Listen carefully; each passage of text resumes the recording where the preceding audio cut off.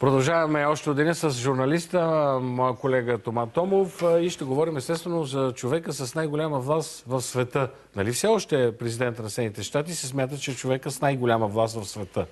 Или има някакви промени? По нас така си мисля. Няма промени. Единствената суперсила. Единствената суперсила. Обаче в тази кампания сега вече знаем кои са основните играчи, нали, Хилари Клинтън и Доналд Тръмп. Има ли някаква руска връзка в цялата тази работа? И дали тя е само с Тръмп? Или има и Хилари някаква връзка с Русия, с Москва? Това е много интересно. Винаги съм се чудил. Дали Русия може някога да избере президента на щатите? Един кадър, от, да кажем, от West Wing на Алан Соркин. Не знаеш, има 7 сезона на тази телевизионна серия. Президентът на Съединените щати е се спал, много уморен, много работа, много срещи, много. И слиза долу в овалния кабинет и казва: Джак, донеси ми едно кафе. И той казва, отговор е 500 рубли, другар президент. Това е интересен отговор. Това е общо взето, че има руска връзка, има руска връзка. Ама не е доказано съвсем. Не, всичко е доказано. Значи,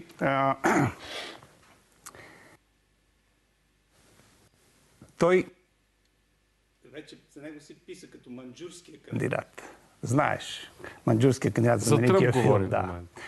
Писа се и това Ен Applebaum написа. Сериозна работа. За него написа един от най-големите анализатори Джордж Уил за неговите сметки с руските олигарси. За него написа Нобелов лауреат Пол Кругман, сибирския кандидат.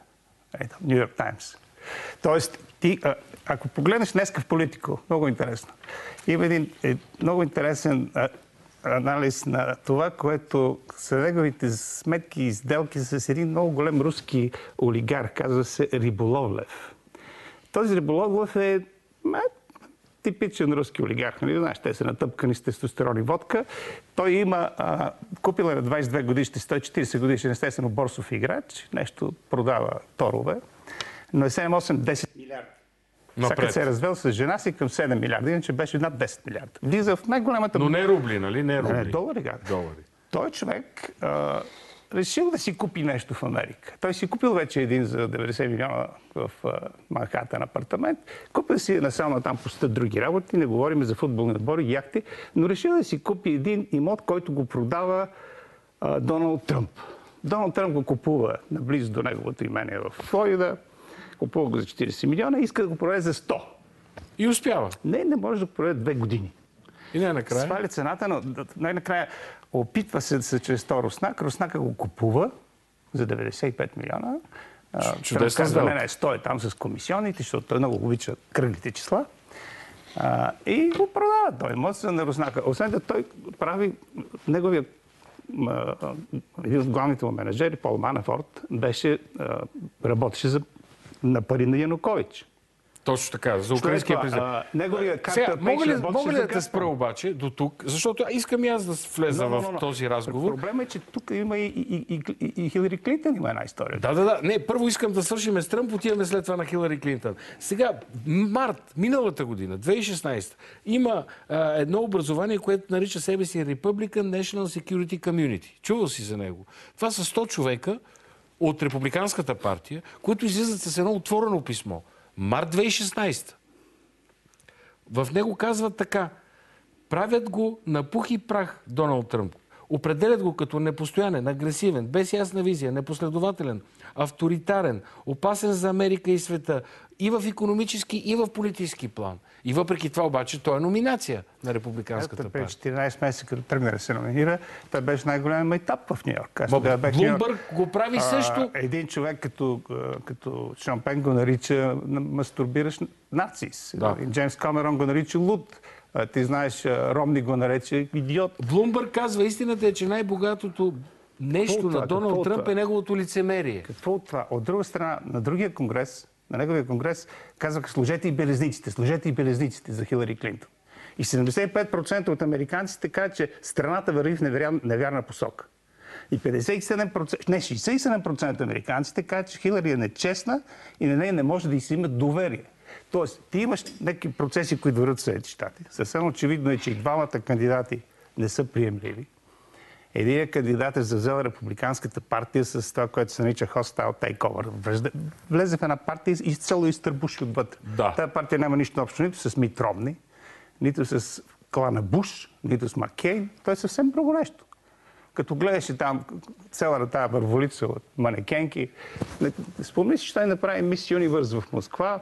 Той е човек, който има вече, днеска, например, имаше прекрасна статия в National Interest от един много голям човек, посланник им в Ирак, в Афганистан. Има привлекателна това жена му или дъщеря му, не мога да... Нека оставим те. Да ти кажа нещо, това е което жена много... му, обаче и дъщеря му Иванка и тя по всички корици на списанията. Това нещо. Един снощи, да кажем, като си помислиш, един такъв човек като Блумбърг го нарече мошеник директно. Аз не знам, те като си хвърлят такива Искаш ли точния цитат да ти кажа? Аз съм нюйоркчанин, казва Блумбърг, а нюйоркчаните познаваме измамниците, когато ги срещнем. Директно казва се.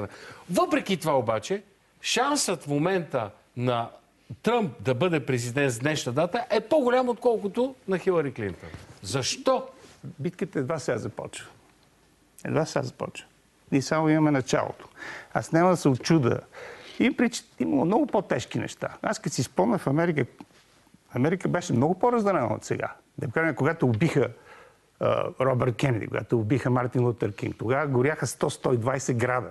Полицията и войските си биеха вътре в Лос-Анджелес и наред други места. Имаше много големи расови вълнения. Страхотно. Имаше много други неща, които, да не говорим войната в Виетнам, беше абсолютно неприят от интелигенцията и от демократическата партия. Така беше. Така ли? Така. Сега в момента ти имаш една група хора, които Бърни Сандърс, знае, че той в момента вече е независим, той по някакъв начин ги предаде. Но те, в крайна сметка, са 90% от енергията на демократическата партия, 95% от идеите. Но това не са идеите на госпожа Клинтън.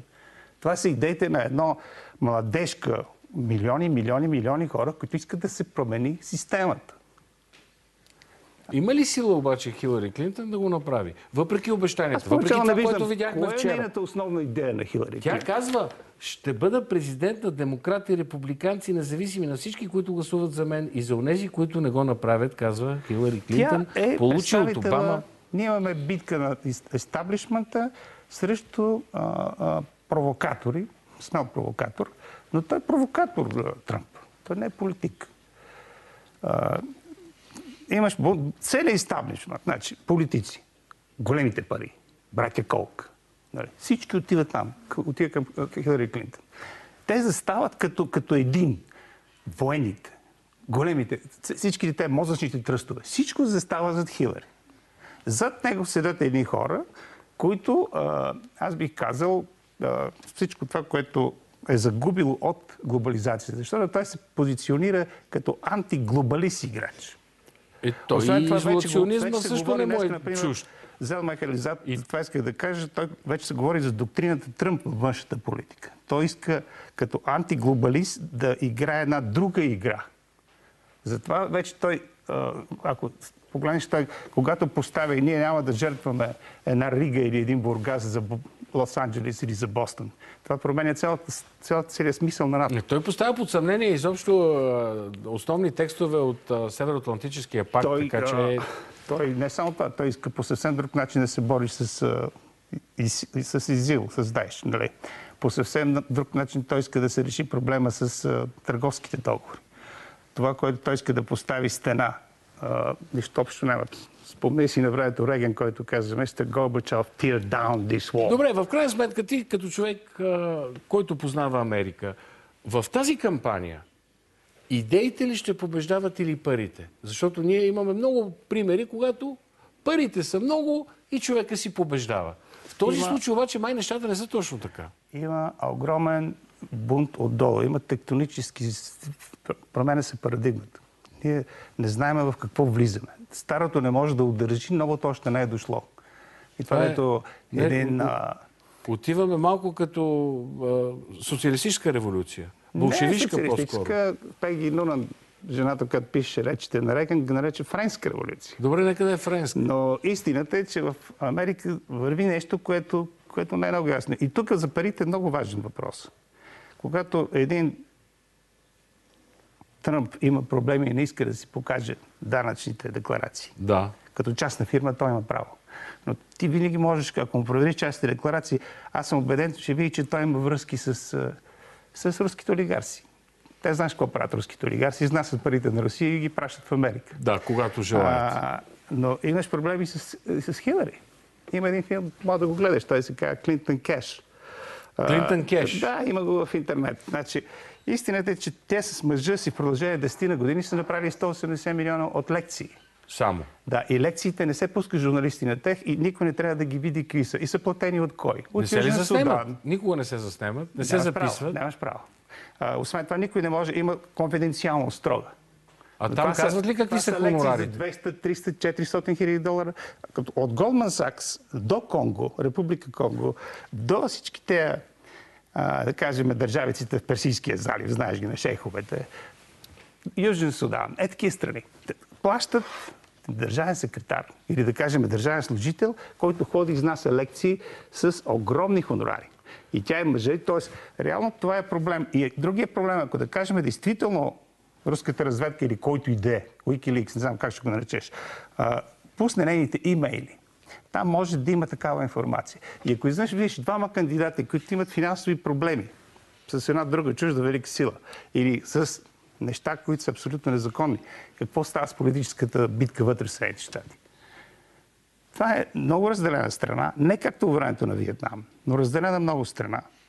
Никой не знае как ще се развият нещата. Това, което стана в Англия, това, което става в Америка, това, което става, всички те да кажат, че 700 хиляди души чакат в Либия да дойдат в Европа.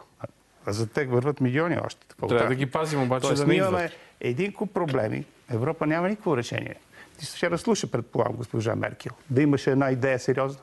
Нямаше нищо. Тя каза, не, продължаваме. Добре, продължаваме. Френското правителство е едно погребално бюро. Добре, какво трябва да направи, примерно, Меркел и всички европейски лидери, доколкото те могат ли да повлияят на тези избори, така че, защото аз съм сигурен, че те биха заложили по-скоро на Клинтон, отколкото на Тръмп, който е трудно управляем или изобщо неуправляем, непоследователен, непредсказуем. Какво да направи Европа в полза на Хилари Клинтон? Какво може да направи? Аз не мога да си представя, че човек като Тръмп може да дойде на власт, но той може да дойде на власт. Може да дойде. Да, той може да дойде на власт. И тогава, действително... Какви ще бъдат последици тогава за Европа, за света като цяло? Възможно ли е той по някакъв начин да бъде профилиран? Да бъде облагороден? Английския външен министър лъжец. И след 24 часа се срещна с него и се усмиха пред камерите. И така ще стане. Може ли да бъде облагороден от професионалните политици? Може ли да бъде поставен в рамките на статуквото? Този Тръмп. Това е велика свръхдържава. Тази държава определя живота за още 10, 15, 20 години. Аз лично не мисля, че те избори между тези двама, бих казал, банални хора, в сравнение с великите хора, които се били на тая сцена. Нали? Хора като Кенеди, като Рузвелт, като Линдън Джонсън. Онзи ден гледах един филм за Линдън Джонсън. Уникален филм се направи. Който направи най-много за бедните и за черните. Да. Но аз мисля, че това са доста обикновени хора. Но по принцип, това, което Америка ще остане в момента за мен, е това, което се извършва в Силиконовата долина. Например, не знам дали обръщаш внимание, това, което прави, например, сега един Илон Мъск. Той открил най-големия завод в света в Невада за батерии. Върви огромна научно-техническа революция. Тя върви в Америка. Тя е най-важната в света. Тя ще определи за години напред това, което става. А тая кампания, която в момента върви в Съединените щати, политическата, тя е по-скоро, не бих казал, че е сайт-шоу, но е по-второстепенна с това, което върви от татъка на западното крайбрежие. Имаш една прогноза от преди месец и половина. Мисля, че има сделка между Путин и Обама. Защо не Сирия за Украйна? Още ли вярваш в тази възможност? Аз мисля, че това е съвсем очевидно, че в Сирия те се разбраха. Онзи ден, в деня на преврата. Те се разбраха в Сирия да върват нещо. Защото Обама иска до края на мандата си да има решение. Да има някакво решение в Сирия. И това може да постигне, ако прави това нещо заедно с руснаците. Отношението между Обама и Путин са много крайно лоши. Те и няма как да бъдат други яче. Много интересна беше речта на Обама ония ден. На Обама, нали? Той е забележителен... Яростна подкрепа, оказва. Забележителен оратор. С заплахи. Аз винаги съм имал към него симпатии. През това бяха някакви уникални 12 години. Спомням си преди 12 години, когато започна речта си, първата си реч. След това, 4 години след това той дойде на власт. Имаше 8 години и той вече си излиза. Той дава на Хилари, вероятно, януари ключ за ядреното куфърче. Но това, което остана със сигурност, това, което за мен остава, е, че той си заслужи Нобеловата награда, понеже той наистина никъде не отвори войни. Единственото, което не приемам у него, е тая отвратителна история, която вървеше с дроновете. Когато пращаш дронове по чужди страни и убиваш абсолютно без право непознати хора, деца, жени. Това ще му се... Сега ще видим тук един колаж на екрана. Но той не направи война в Сирия. Не направи война. Той спря войната между Израел и Иран. Да, и изкара войниците от Ирак. И да, обаче там си продължава гражданската война. Сега, тези двамата пак се събират и ще се видят тук до няколко дни. Добре знаеш това. В Петербург. Да. След тази среща в Петербург, възможно ли е те двамата по някакъв начин да повлияят на изборите в Америка? Сега, при този десния, колко атомни бомби има в Турция? 25% от ядерния арсенал на Америка. Тези бомби са между около 50 бомби. Имаш много интересна информация. Те са бомби, които може да ги калибрираш вътре, преди да тръгнат да бомбардират. Бомбата може да бъде 1/3 от килотон и да стигне с 80 килотона. Тоест, бомбата може да бъде все едно един влакова композиция с 300 вагона или влакова композиция с 5000 км вагони. Логично. Тези бомби се пазят в Инджерлик. Те са под американски контрол. Но турски пилоти могат да летят. Самолети за тях все още няма. Те летят на F-15, F-16, но този тип самолети няма. Те са при положение, че се почне ядрена война. Според мен това е пълна глупост. Никога няма да има ядрена война. Това всичкото, което върви в нашата преса, е абсолютно тъпа пропаганда. Спомни си, Митко, дори когато имаше Унгария, Айзенхауер направи ли война? Не. А беше много по-силен от Русия. След това Чехия, Прага, чешката пролет. Направи ли война Линдън Джонсън? Не. След това, когато руснаците влезаха в Афганистан, направи ли война Картер? Не. Кога американците са воювали с Русия? Това, което се говори, това са едни глупости. А тези двамата са хора, които са ръководители на много мощни и могъщи държави. Те ще имат голямо влияние върху живота в нашата страна. Трябва да внимаваме с тях и трябва да бъдем много, много предпазливи. И аз мисля, че трябва да сме приятелски настроени и към едните, и към другите. Ние. До голяма степен ще зависи от това какъв президент си изберем сега през есента, нали? И ние избираме. Ние сме на 6-ти, американците на 8-ми. Ти за кой би гласувал? В Америка ли? В България. В България то няма кандидати още. Има няколко само.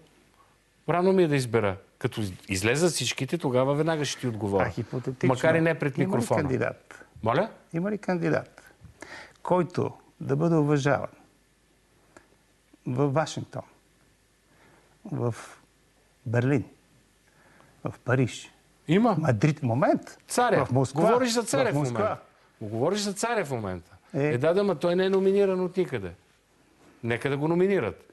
Тогава вече моят избор е предопределен. Благодаря за това интервю.